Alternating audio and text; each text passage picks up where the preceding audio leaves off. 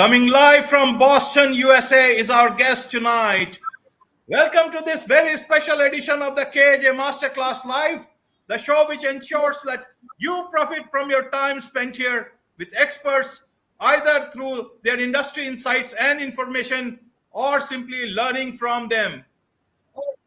And today we have Steve Markman, President and founder of Markman Speaker Management. Welcome to the show, Steve. Thank you, Ajay. Great to be here.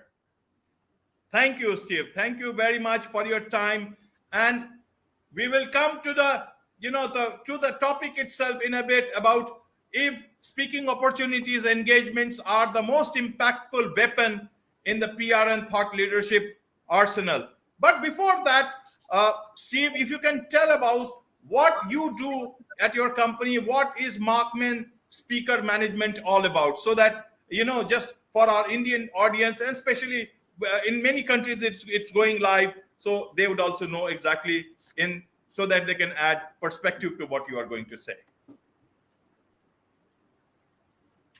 Yes, thank you. So I started my company in 1994, 28 years ago, and I focus on something that is a bit different than other what they call speakers bureaus.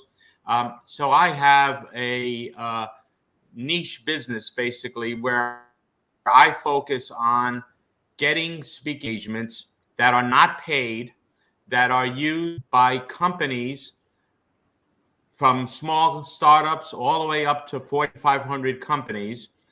I help them get speaking engagements at industry conferences, whether they're in person or online as a virtual conference. And they are panel engagements, they are solo presentations, they're workshops, there are many different formats, but they all have one of goals. They're either for marketing, public relations, business development and lead generation, and thought leadership. So my clients hire me for one of those four objectives, to meet one of those four. And my clients are typically all industries. I don't specialize in any one particular industry. I've done a lot of work in technology, but also in consumer packaged goods, also in the legal sector for law firms and for many consulting firms. I also work with a lot of PR firms themselves, because a lot of PR firms don't have the experience and knowledge to get speaking engagements, and so they hire me to help their clients get these speaking engagements. And I've worked with IBM and Subaru, Hitachi, Bank of America, PayPal, major companies like that, as well as small startups and even solo practitioners who are maybe experienced in the field and went out and started their own consulting business, and now they recognize the value of speaking.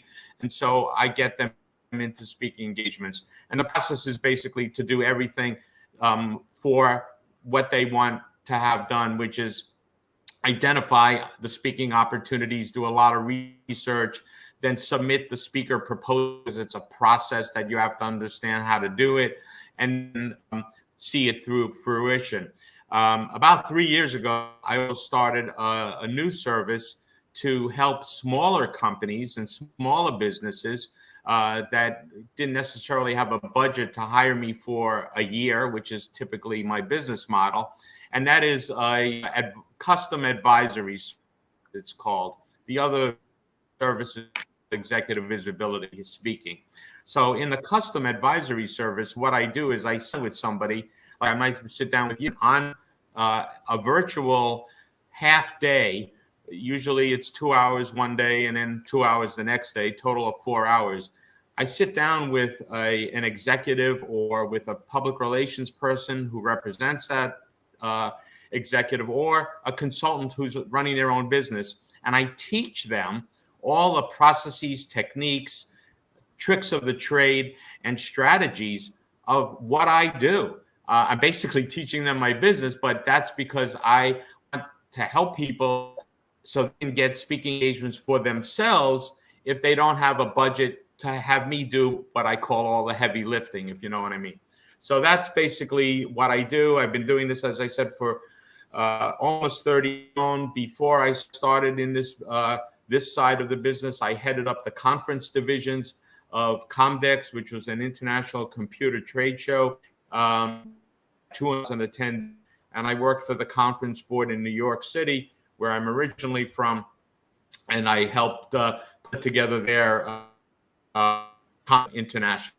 And Mike's usually speak globally, so I have the ability to reach out to conferences in India, other parts of Asia, South America, Latin America, Europe, etc. And there are so many conferences, as you know, Jay. It's amazing how many conferences there are, every conceivable topic. So if it exists, I can find it.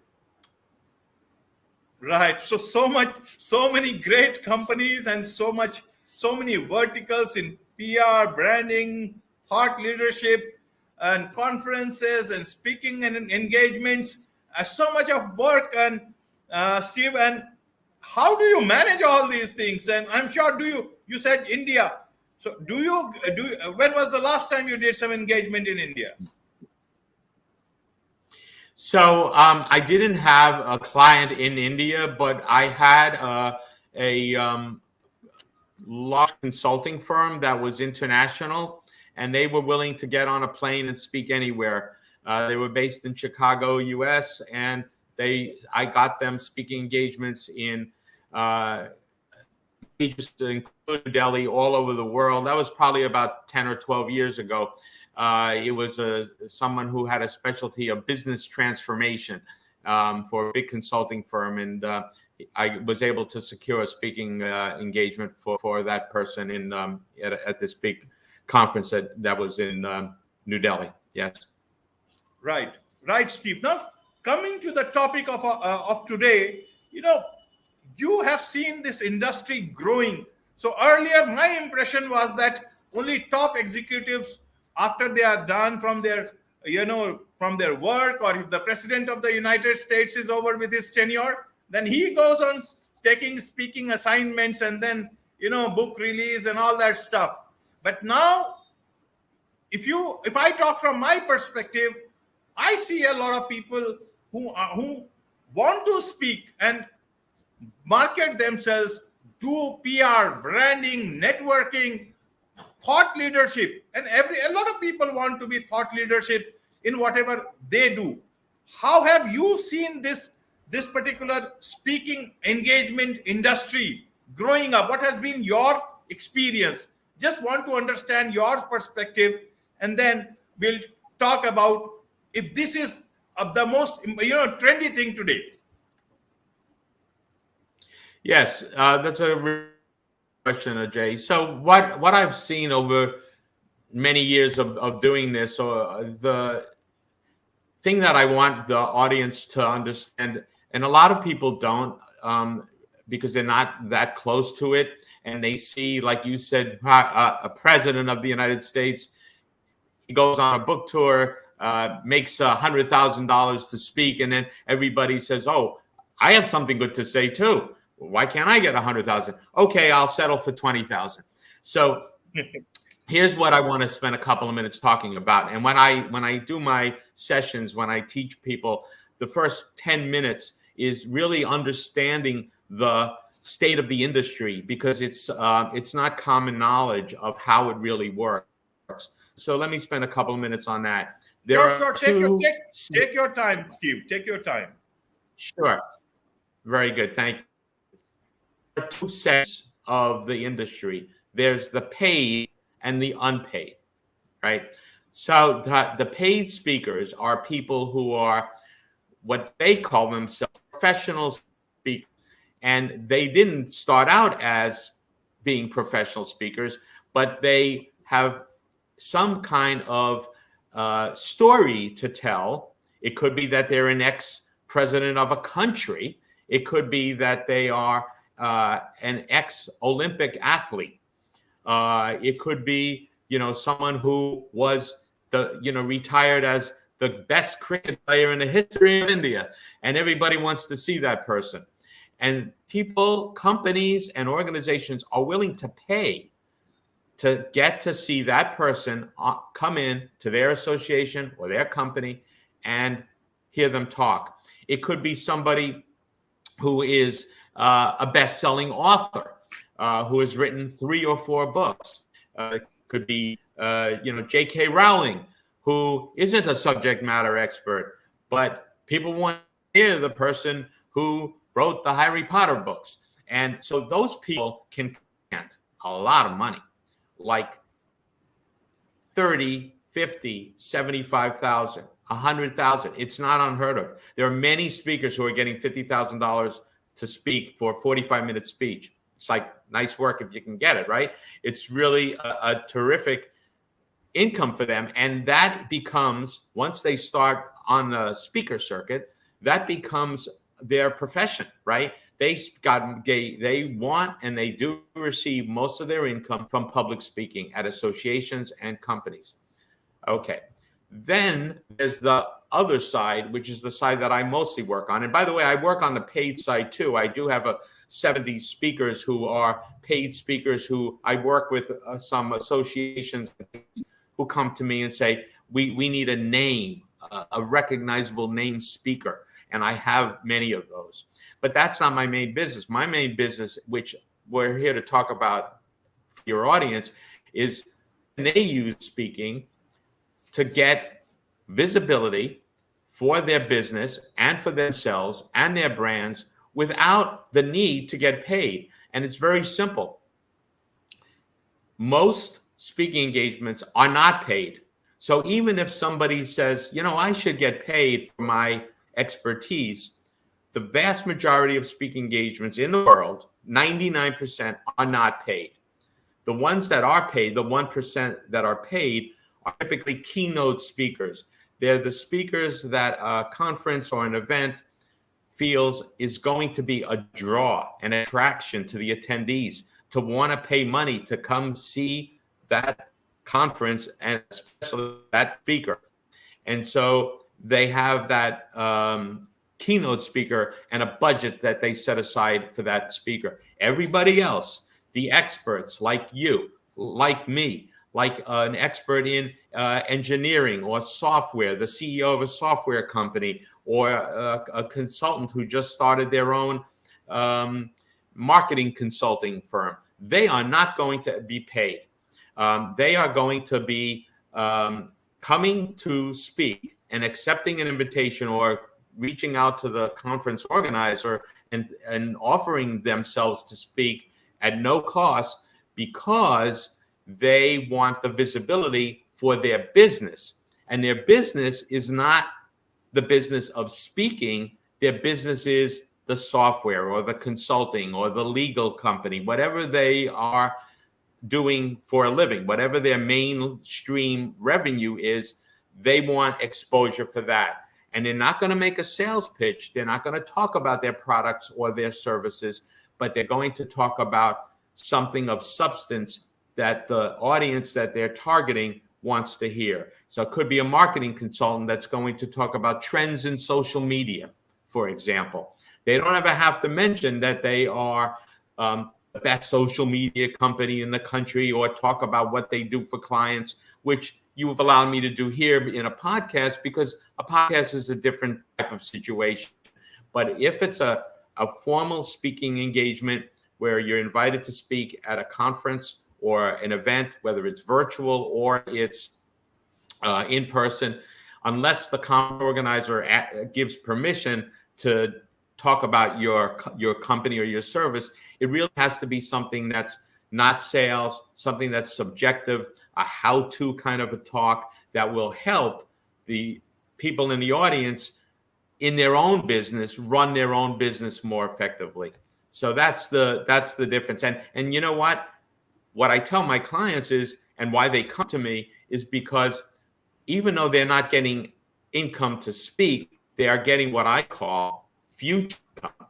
Because if someone in the audience likes what they have to say, and they, after the session or even before, they look them up on LinkedIn, they look them up on the web, and they can see what they're doing, they might say, we need somebody like that to come into our company and talk about their products or their services. And so they could get a customer or a client very easily from talking to the right audience. So that's what I say. They eventually will get a client or a customer if they do enough public speaking. It's just not getting a check for the actual talk. They're getting it because they're growing their business through speaking.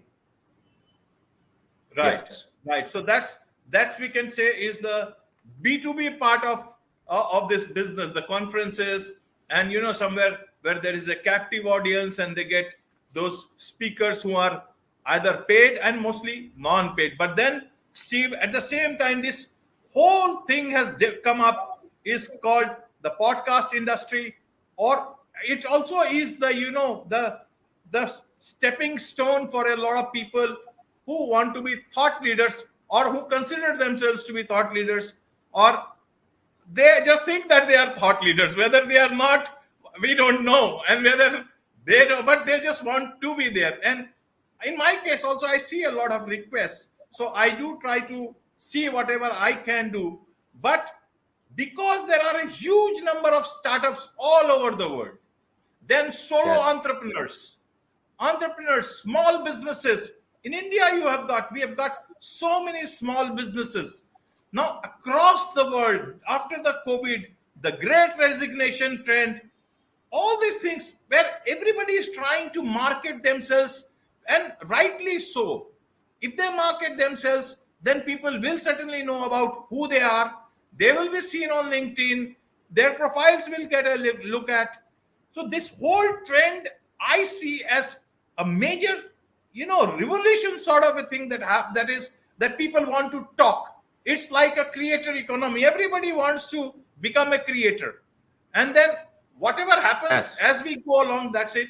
But even in terms of speakership, speaking engagements or speaker opportunities, there is a huge number of people who are using this non-paid route to perhaps one day reach to the paid route.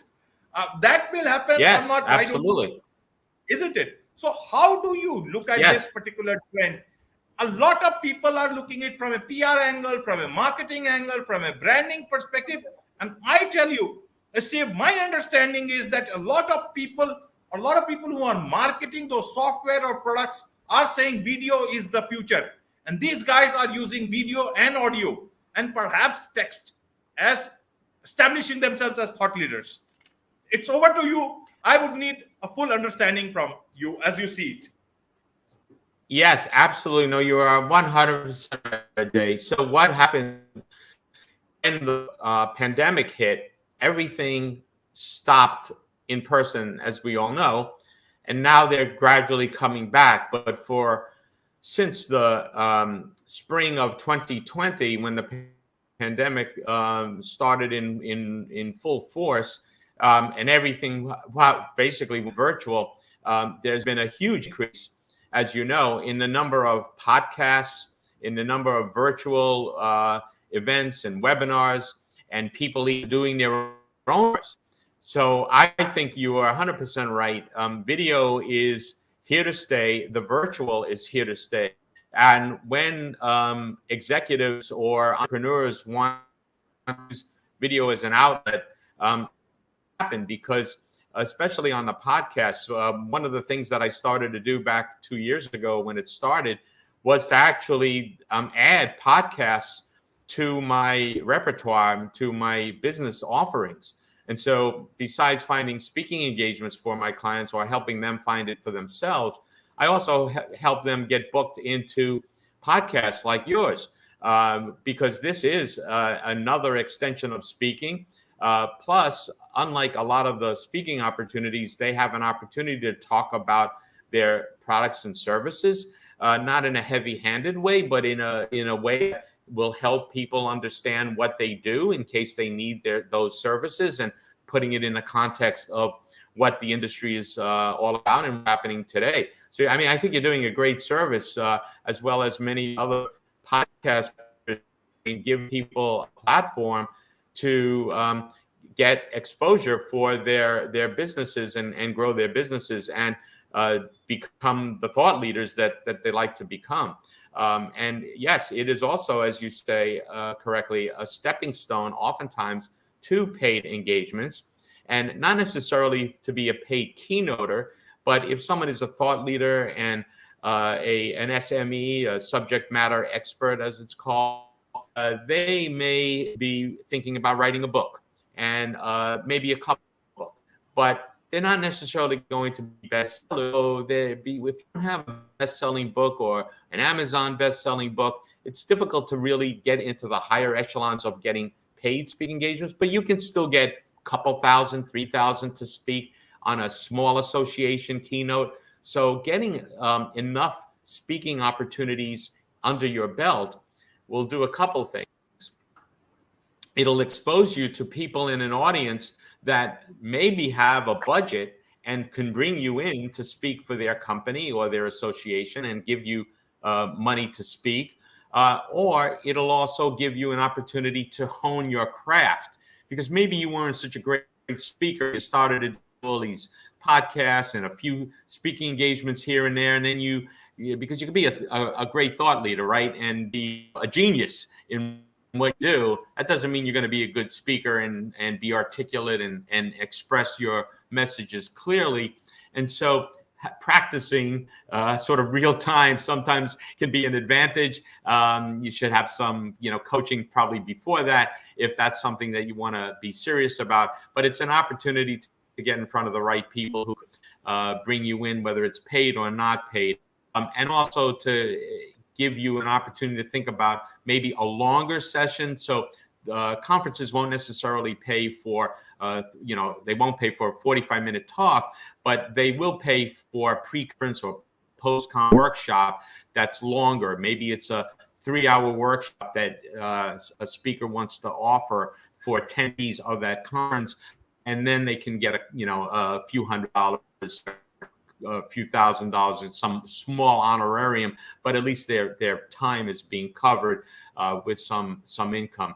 But again, the public relations and thought leadership aspects of speaking are incredibly high, and I believe that in the greater scheme of things, when it's put into an integrated plan that includes writing articles and going to events and being able to quoted in major publications, from your journalism background, how important that is. It's all put together as pieces of a puzzle that make the marketing and public relations aspects of speaking really a powerful force. Yes, Steve. And let me put it this way. Now, if you go to a party and you are bored in some corner, now you only won't meet just an insurance agent. You'll also meet a creator, a podcaster, and perhaps also a speaker, and an aspiring speaker or a thought leader. But jokes That's apart, right. just jokes apart.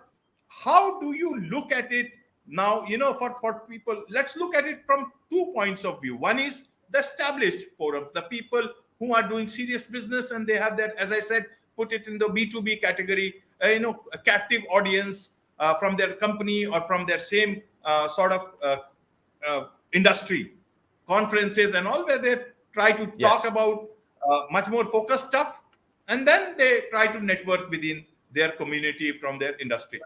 But then there is the outside community, which is a huge segment, huge sector growing up, which is the podcast. And so the biggest example is Joe Rogan.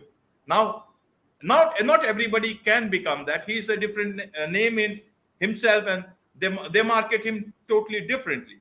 But I'm not talking also about the influencers, because they do things very differently. But people like me, and there are hundreds of them, who are talking about serious stuff. So we don't have, say, too many followers, but the engagement is much more higher and very, very to the point on a certain intellectual level or to a certain focus level.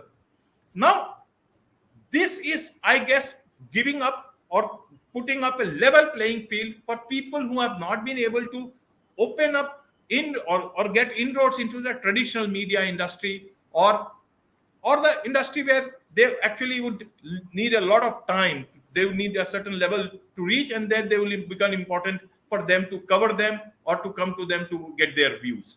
Now, how do you look at this particular podcasting industry, or you can say a different sort of whatever way earlier podcast used to be just audio, but now you see mostly it's moving towards video. As like in my case, I do it on video, then I put it on podcasts, all the top podcasts of the world, and then also it goes in text. And I'm looking at other ways, if there are ways to put the word that people are taking so much of time to talk to me outside into the online world. And obviously those online art consumption is by real people itself. So how do you see this trend? How do you see this happening? And how do you see this particular tool getting used by your clients, or you see in the going future? Yeah, I think podcast is definitely a great I think medium. I really think that podcasts are here to stay, and there are literally thousands of them, and it is a great opportunity for people to demonstrate their expertise in a particular subject, be a thought leader, and also tell people aren't necessarily in a B2B business, but in some other kind of business, could be B2C. It's an opportunity for them to demonstrate their expertise, and at the same time, a conference organizer from an association or some other association type, could be a small business association, or it could be an association of some aspect of a town or a city, that they have people who want to attend certain events, and they're looking for an expert. So, for example, there could be a podcast on cooking, and people want to learn how to cook. And so this someone who runs a cooking school in New Delhi or some other city in the world might hear a podcast with that person as a guest and invite them to be on a virtual webinar or virtual event, where they're telling people, individuals, not necessarily businesses, how to cook. And that all came about because somebody saw them on a podcast. So it's great for B2B. It's great for B2C, as the consumer.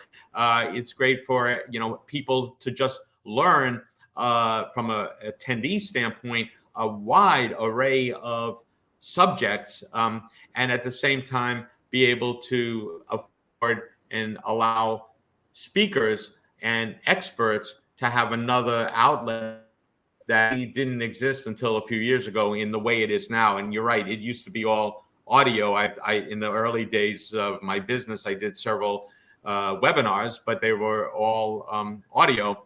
And now to be able to have that face-to-face is certainly, I think, a big benefit. Yeah. Yes, Steve. So just tell me, Steve, that you've got lots of clients, and PR agencies who take your services for their clients. Then Yes. earlier on, clients used to, especially for PR agencies, they used to tell them, listen, you try and get me exposure in the press. It should be an article in print which I see early morning, and I feel that my life is fulfilled. It's such a great article, with a great headline, and they are happy. Yes. And they are willingly paying all the bills to the PR agency. If it's a TV engagement, great, they get to see their faces, the whole world knows about them. That was the general trend. Yes. Then came online. People knew that people are typing their names or their company or their brand or their product and trying to see. So people now say, okay, the article is in print, but it should also be online, because it helps them track there, because the newspaper is in the dustbin the next day, but the online part is existing. But this change of thought leadership, everybody trying to get opportunities to talk, even smaller clients. How do you see that? What is the demand from PR agencies as your client? What do they want, and where does this thought leadership stand, and this speakership business? How is it moving Yes. together? Right. So public relations firms that hire me are asked by their clients to speak at conferences. It's typically not always obvious that that is something that the PR company or agency should actually be suggesting to their client. I find that they don't do that as often as they should, and they don't recognize always how important it should be out of the mix, as you said, with articles and quotes and so forth. And so oftentimes they do wait until the client asks them if they can get them speaking. And I counsel the PR firms, and I've worked with some of the largest like Ogilvy and Grayling in Europe and Portnoy and so forth. And so I advise them to tell their clients that they should be looking at getting speaking engagements as a great way to accomplish thought leadership. And then they really, the way I work with them is the same like I work with a company where the people who bring me in are usually the director of public relations or the chief marketing officer, depending on how big the company is and how they're structured. But it's someone typically in marketing or public relations. And if they are using a public relations firm, the PR firm, I work directly with them. And the trend is definitely to do more speaking for more companies and more clients. They are recognizing the number of opportunities that exist for demonstrating thought leadership and for getting more business due to just simply being exposed to various target audiences. And I'll tell you that there are many more speaking opportunities today than there were in the past. I wrote an article that was partially put in Forbes magazine last month with one of my quotes. How speaking is actually more prolific now than it was even 2 years ago before the pandemic started. The reason being, when the in-person conferences stopped, what happened, Ajay, is that the number of webinars and online and virtual events doubled and tripled, because no longer was there a good way to be in touch with, if you're an association, there was no longer a direct contact with people because they weren't meeting in person. And so the only way for them to meet and serve their audiences and their constituents and their members was to do something virtually, was to do something online. And so all of a sudden, every month, there's another Zoom, there's another StreamYard, there's another meeting that is happening online where speakers are needed, right? So my clients started to do more speaking because they were invited, or I helped them get into more speaking opportunities online because there were more of them. Every time they went on, an organization hosted an event, they wanted a speaker.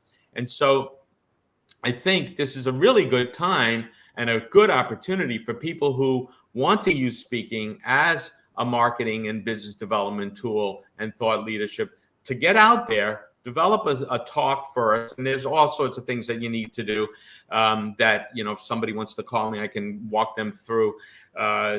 There's no problem with me doing that for someone just to understand what they need. But I can tell you very briefly here that you have to have a presentation description. You have to have 2 paragraphs that describe what you want to talk about, and you have to have a good bio that talks about your background.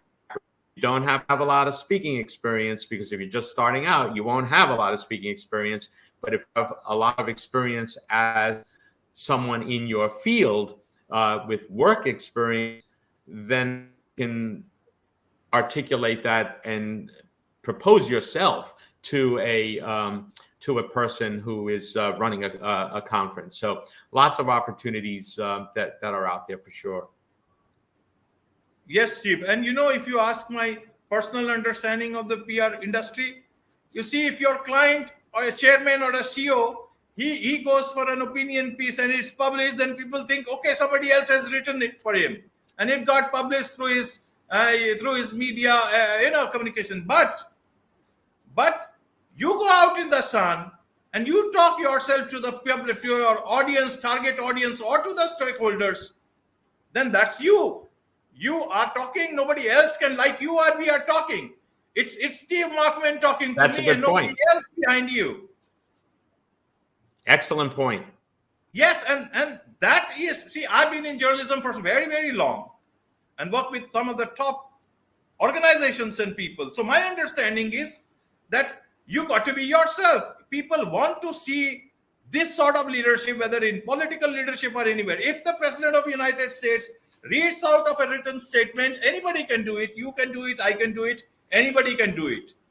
But he walks off the stage without any piece of paper in his hand, without any prompts from behind. You talk to even 5 lines that brings out empathy. They understand you are a human being, like the guy, on the road. That's real connection, and that is real marketing. You can Yes. put it any way you want, and that is real thought leadership, the way I understand it, Steve. Absolutely. Everything you said, I totally agree with it. It is something that adds credibility to somebody as an expert, for sure. Yes, yes. So I guess if people understand it early, it's good. Otherwise, what will happen is that the CEO will not be recognized, and somebody who is just using this any sort of a forum as a stepping stone, he would be the darling of many hearts. That's the way. That's what interactions and real interactions are all about.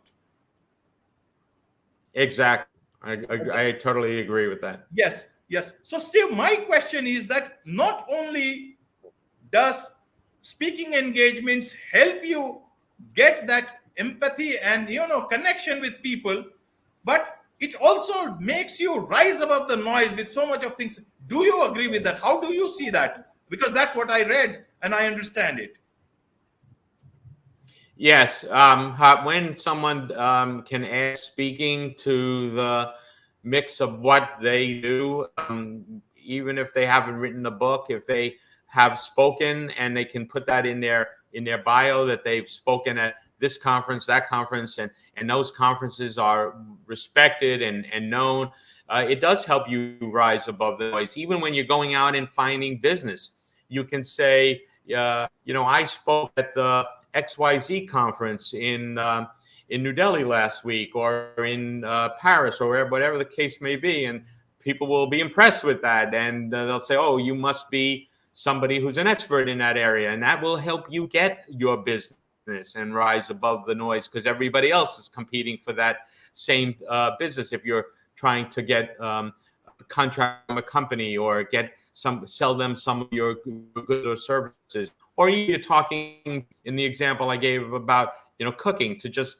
everyday people who want to learn about cooking, you'll become that expert where people go to you, and you start taking that expertise and using it on social media, right? You start going to social media and outlets, getting known as an expert, because many of it stemmed from your first talk at a conference, and then that talk leads to another talk, and that talk leads to another talk, and then you start listing those talks in your bio that you have spoken for all of these places, and that someone who's an organizer looks at that and says, okay, Ajay spoke there, I think we want him to speak at our place because he's obviously an expert, and they liked him, they brought him in, we should too.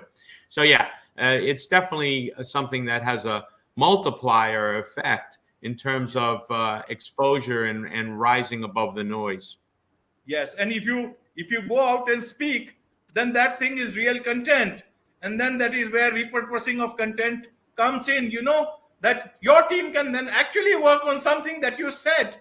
How can they keep on thinking about something that you never said, and rack their brains all through the day and come out with something for social media, for authored article, opinion pieces? It's not possible. Ultimately, Right. you get to speak something in reality. Something has to happen. There has to be some real talking points, isn't it? Yes, absolutely. And you mentioned content, and that is right. Content is king, to coin a phrase that I didn't just make up. But it is something that is, now part of in the marketing jargon world, content marketing, which always existed, but people didn't start using that word until about 20, 25 years ago, in a way that it wasn't before. And that's what speaking is, right? Speaking is a type of content marketing because it is allowing you to demonstrate your knowledge of content and therefore get people to look at your writings. And it also creates material and content for white papers, for articles. So you could write an article and that can serve as content for a speech.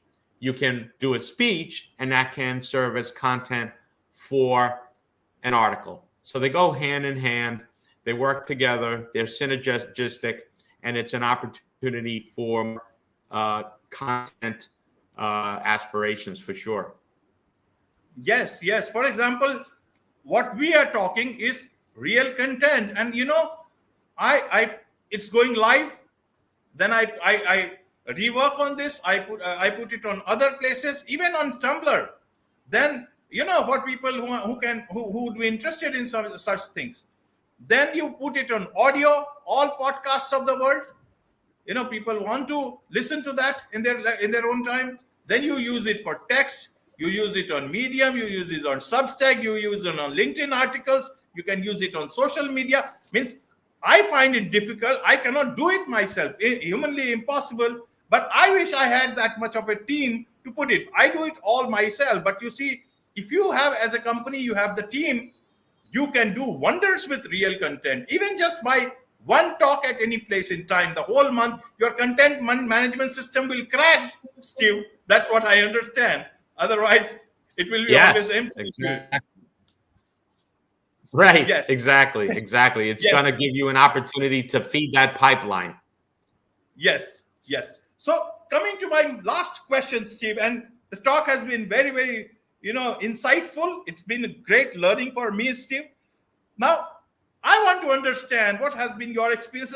How do you tell these people, somebody who wants to be a speaker or are a speaker and are good speakers, but they still need to be reminded of some finer points?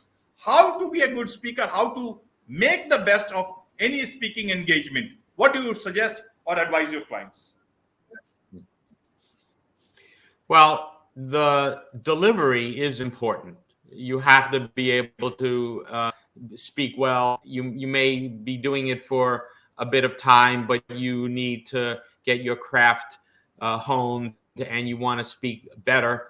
So what I advise people is to use a professional coach or at least start taking classes. There are many of them online. Many of them are free even, or very small money, to learn presentation skills from someone who has done that for many years themselves, who knows how to teach it. So you can be a really great speaker, but you don't necessarily know how to teach the art of public speaking, because that is a talent, and it's something that people have grown into or through experience have learned how to do that themselves. And so I suggest that someone take a refresher course, if you will, or if you're just starting out, take a course in how to give presentation skills. And if you're really serious about doing a lot of speaking, especially if you want to eventually become a paid speaker, then you probably should hire a speaking coach, which is different from what I do on helping people get these speaking engagements. But to really maximize those speaking engagements that I help them get, you want to have people come away with the feeling are really good and fell asleep in the audience. They delivered the presentation in a powerful way and in an interesting way.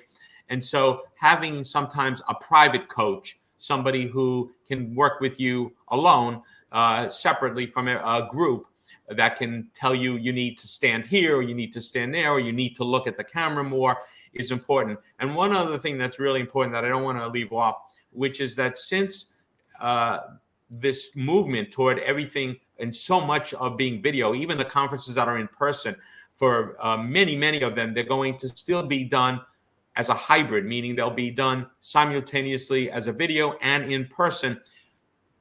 those people who are doing it on the video are going to need to understand that it's not, it is not the same as doing it in person.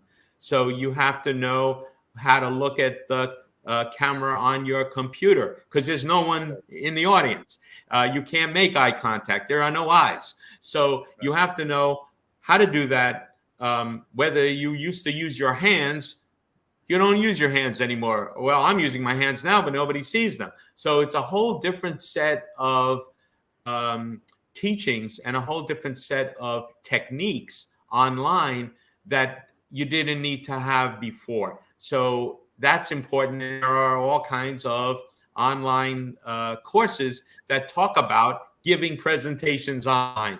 So that is what I would suggest to anyone who's starting out or wants improvement. Perfect, Steve.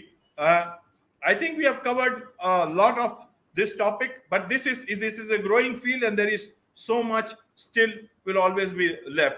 But in case I have left out anything, Steve, if you would like to put your closing, suggestions or anything that you can think of.